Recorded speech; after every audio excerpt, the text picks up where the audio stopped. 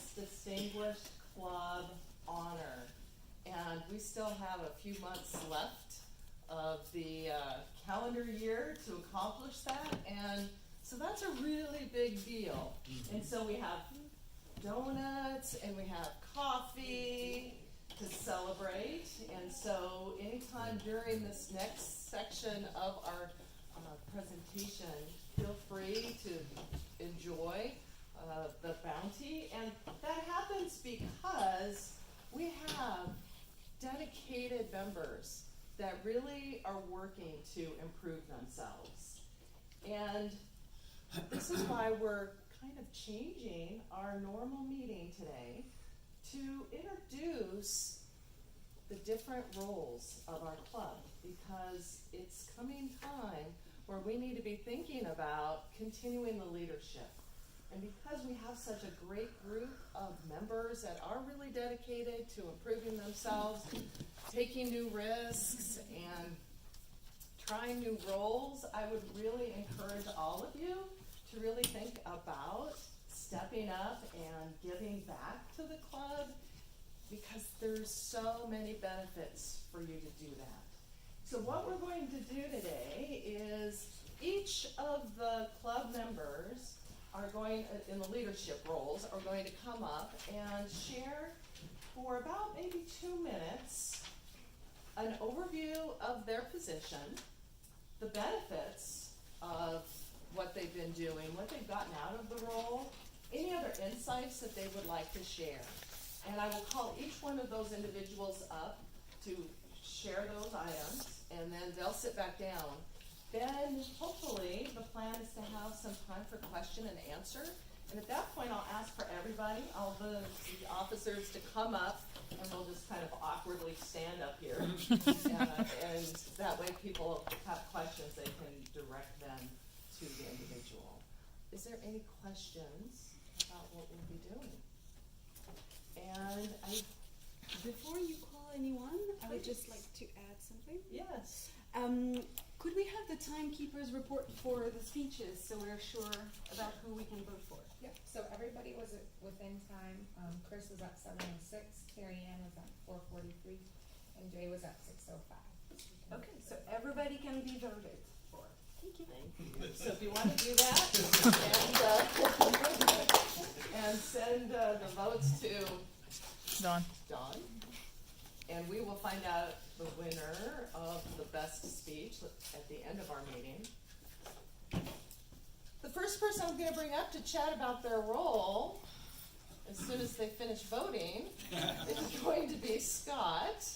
Scott is the Vice President of Education, and both he and Remy passed out a sheet of information so that you have that as well. So if everyone would welcome out Scott. Thank you, Dr. Bug. I have, and I apologize to everyone else that's going to be speaking for going ahead and ruining it now, but I have the best job of everybody on the board. Because I get to muck around with a fair number of things and have the most opportunity for learning in the club. As an overview, I'm responsible as VP of Education for the, as you would guess, educational progress of our club, how people are moving through the individual educational endeavors they have, as well as the overall structure of our meetings. Now, what does that actually mean? What are the actual requirements from a week-to-week or month-to-month basis? There are 4 main areas, the way I see it. There's meeting scheduling, monitoring our progress, taking care of our awards, and if we need to have them, any educational programs. So on the meeting scheduling, that entails probably exactly what you think. Making sure that we have slots filled up to a week before we turn responsibility for the meeting over to the Toastmaster. We usually start that process about 2 weeks before, just making sure we've got somebody slotted in every role, that we don't have the same person in the same role every time. I know we have some folks that are very tied to a specific role and they like it, but we want lots of opportunity for everybody to get different experience. Also making sure that people are getting opportunities to speak. We have a very large club. The time-space continuum does stay intact for us, unfortunately, so there are only so many speaking slots during a given month, so making sure everybody's getting the opportunities they need. I also work with the Toastmaster the week before, any assistance they need, and trying to make adjustments to the roles, making sure people are getting plugged in. As far as progress of the club, just making sure we're on pace to meet our overall goals. Leah talked a little bit about the President's Distinguished. There are certain points we get. We've talked about that in a few meetings. Some of the newer folks may not have seen that. But for every path level, every CC manual, there are certain points the club earns that go towards that President's Distinguished. So it's my responsibility to map ahead and make sure we've got enough people doing the right things that are gonna get us there. Again, with a large club like this, a very active club like this, it's a relatively simple exercise from my part. It's going in, looking, saying, yep, we're good to go. As far as the awards, I process all of those in the system, so if you have a path completion request, that comes to me. If you've got a CC manual you've completed or another program manual you've completed, that comes to me. I do the actual entry. I also process give the awards to Dr. Bug when we're actually ready to do recognition. And the educational programs, was fortunate this year. Lee took a very proactive role in the sprinkles trainings that we did. So we didn't have a lot of extra educational programs within our meetings. We did pathways. We had a couple speakers talk about certain things. But if we had a certain area that people wanted to talk about in the meeting, it would be incumbent upon me to take care of that. As far as challenges, the things I wish I would have known, and I know I'm going well over 2 minutes, but You deserve it. not sure if that's good or bad. Things I wish I had known. Sometimes it's challenging to get people to sign up. I think one of the drawbacks of having a relatively large group is we sometimes fall into the trap of, I don't know if I really want to sign up, somebody else will do it, because there's 30 other people in the club. And the problem happens when we have 29 other people that fall into that same mentality. So that's a challenge, and for someone like me, and I know a lot of you folks are like this, you don't like trying to pull people to do stuff, so it's easier to just take it on yourself. That's a trap that I wish I had known about beforehand. Getting too concerned about the structure and making sure things are fully prepared or as perfect as I wish they would be. I'm a little bit obsessive compulsive. So if I see a role opening 8-9 days before a meeting, that little nerve in the back of my head starts to twitch. You gotta get somebody lead time, or that week the meeting's gonna be horrible. It's gonna fall apart. It's gonna be an absolute goat rodeo and train wreck. And it's really not that big of a deal. I wish I had thought about that going in. And in the same vein, getting focused on the minutia like that is the bigger focus of just making sure everybody has a good environment. The benefits, there are a lot of them. I'm going to talk about them quickly. I'm in a position to learn a heck of a lot more about the education system than I think anybody who's not in that role. Needing to put in the awards, needing to do the scheduling, needing to do the mapping out of where everybody is, that's been very helpful for me to learn the intricacies of legacy and pathways. Got to know most of the folks in the club very well.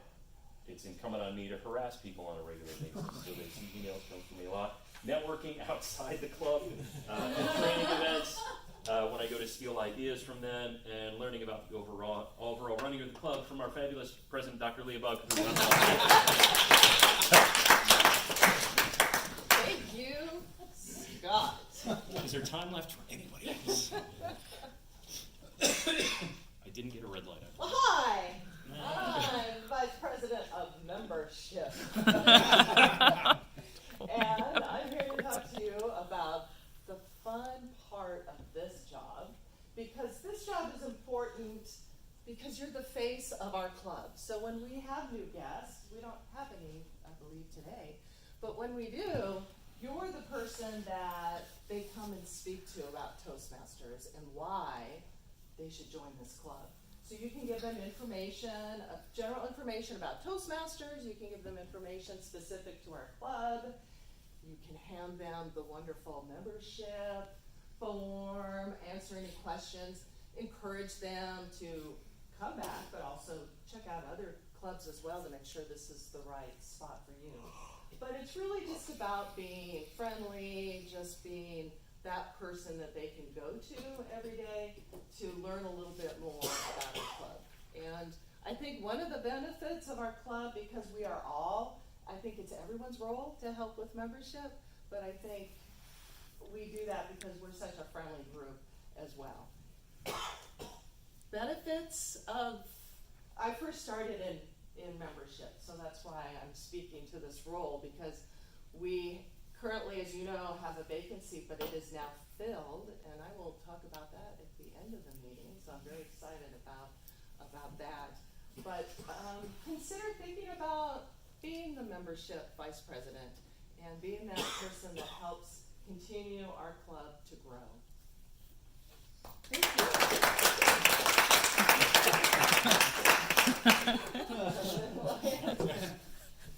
All right, our next person that I'd like to bring up is Vice President of Public, oh, that was my timer to help make sure I was staying on track.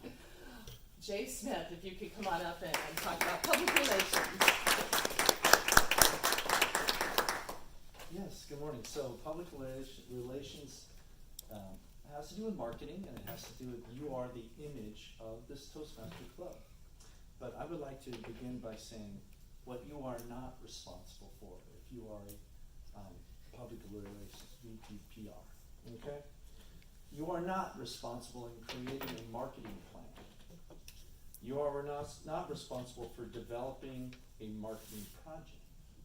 You are not responsible for managing any coaching program of the club, but you're not also responsible for recruiting and club sponsors and stuff like that. It's all about marketing.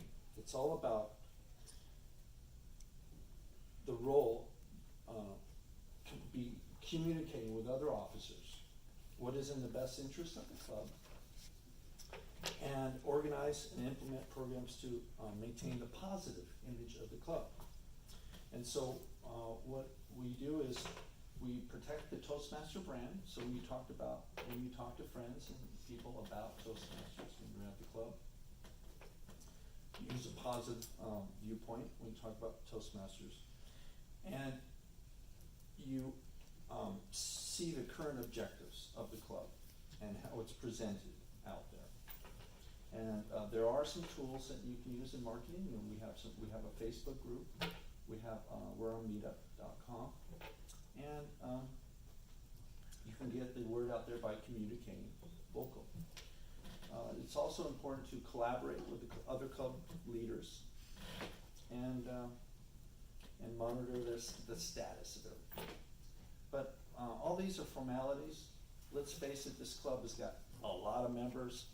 This role is probably the easiest role. So right now I've been to some clubs where the public relations person is just overworked because they're struggling to find members, and they're constantly having to switch issues and back and forth. This one's pretty easy, and I think it's set up by a lot of people that's out in the audience today. All right. Thank you. Our next position you might want to consider. That's a great one if you like social media and you like to get on Facebook and push out information. But this next position might also be of interest, and that's the secretary. So Steve, if you could come up and share a few things.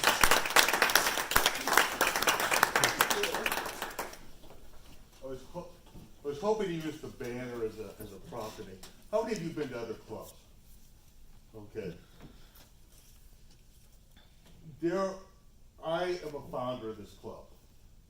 There have been, and I looked at it, 243 members who have gone through Raleigh Talkmasters alone. And I am the only one who has been continuous. And I see my role as helping to keep the club on track. And we have our area governor, whatever we call area director now. Director now, yeah. That having, we got established in 2005, and every year since 2007 we've been President's Distinguished. And there is no other club in the state, with the exception of maybe Gold Mine and Northwest, that even comes close to that. Am I correct on that, John? Well, Lee? I think so. And I take responsibility for that. I take a lot of credit for that, even though behind the scenes, and I know I get some flack once in a while. But if you notice our ribbon, which we don't have here, and I don't know what happened, I don't know. We have 3 founders ribbons. We've established Steve Steward's Club, I forgot what the name was, Video Mojo, and In Good Company, and Bedford. I guess we should have 4 ribbons. So, like I said, 243 members have come and gone through this club. My role as secretary technically, and I do it, and that's why I want to remain secretary, is because I have contact with the Toastmaster website.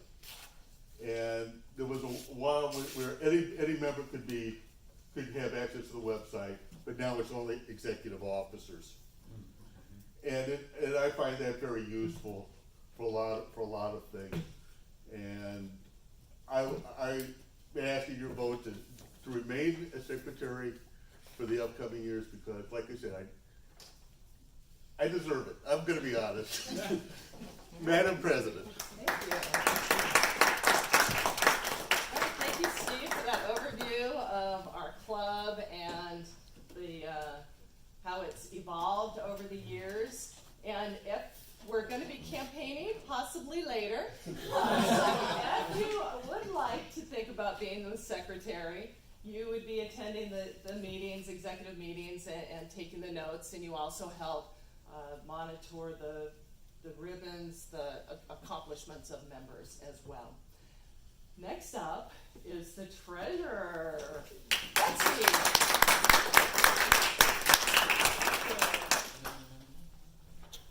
When I first took over this position, a wise veteran member of the club told me that the treasurer was not a glamorous position and that it was not a hard position, but it was a really important position, and that's exactly what I found to be the case. The responsibilities are your typical treasurer responsibilities. We gotta pay rent, we gotta do our semi-annual dues collection, and then we have new member fees and also just, the general miscellaneous payment requirements that come up throughout the year. But what I found to be the best part of this position is getting to be the first person to greet our new members. I really mean it, because we get so many new members throughout the year that I think it's hard to keep track of who's joined and who hasn't joined. And so this morning when Terry Ann gave me her check, I was really proud to shake her hand and welcome her and I'll get her input into the system tonight. And so that's a cool spot along with the VP of membership to get to welcome our newest members. Other than that, I'm just really happy to give back to a club that's given so much to me, and so I really hope that other people will think about that as well. If you've gotten something out of this, maybe it's time to give back as well.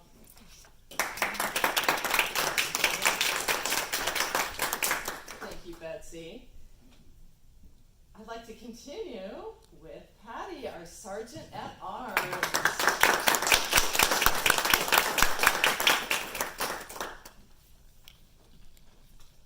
I'm going to say the same thing that everybody says. This is the greatest position, and I will tell you why. Now, when I started, I didn't know what Sergeant Arms was. Shelley came up to me and says, "Hey, we lost our Sergeant Arms. You want to do it?" I'm like, "Sure, okay. I'll join in." And then I went to my first TLI, and that's when I realized that it wasn't Jay's responsibility to cart all of our crap from his house to here every time. That was my responsibility. I learned that it wasn't anybody else's responsibility to inventory all the materials that we need for the club, the ribbons and the parts or the pages and everything. Ballots. That was my responsibility. I might tell Betsy she needs to order it and interact with her, but it was my responsibility. Okay? It's my responsibility to show up here, a half hour early. Now, thanks to Chris, it's awesome. But, but I show up at 6:45, usually every week, and try to make sure that everything's set up and the meeting is ready to go when it's time to go. And so there's a consistency to it. And that's what I think is so important about this role, is there's consistency. I'm here early, when that random guest who's really nervous shows up, I'm there to greet them and say, welcome, and write down their name on our little cheat sheet so that we can introduce them to everybody. Sometimes I forget, but that's okay. It's a role that you kind of make whatever you need to make it in terms of whatever you need to say. There's been times that people have asked me, can you make sure you say the goals of the club and what that is? Will you make sure you introduce this? Now, there's been times that I've shown up at 6:45 and a new member is already sitting here waiting because they have a question or a problem or a need, and they know that somebody is here that can then help them direct. And so I take that very personally, that this is a role that is very important to give that consistency and be that touchstone for people. But what's even more important, I get to speak every week. And you know what? You come up here and speak, you get better every time you do it. And so if you get to do that every single week, your arc happens. So if you want that arc, please come and be a Sergeant at Arms.